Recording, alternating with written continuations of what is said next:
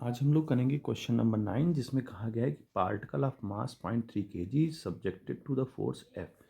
यानी एक पार्टिकल है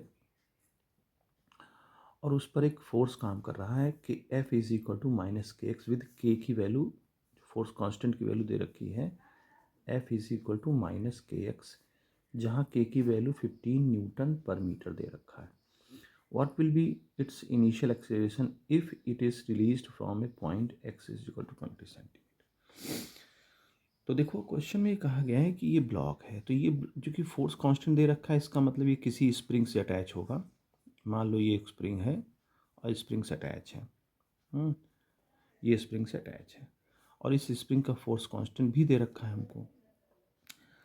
अब जब इसको फोर्स लगाया जाता है इस पर, तो कहता है कि एक्सेलरेशन हमको बताना। देखिए फोर्स की वैल्यू हमें यहाँ दे रखी है माइनस का। अब ये फोर्स कहाँ से आएगा?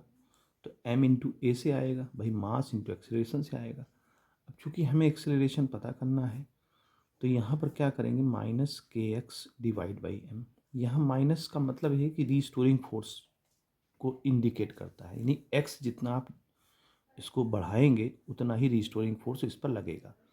तो माइनस साइन का आपने थ्योरी में पढ़ा है, माइनस साइन ये रिप्रेजेंट करता है कि फोर्स जो है डिस्प्लेसमेंट के अगेंस्ट काम कर रहा है, जिसको हम लोग रीस्टोरिंग फोर्स कहते हैं। तो यहाँ ए निकालना होगा, तो के की वैल्यू हमको दे रखी है 15 और एक्स जो हमको दे रखा है वो दे रखा है 20 सेंटीमीटर। तो सेंटीमीटर को बना ले मीटर और डिवाइड बाई मास 0.3।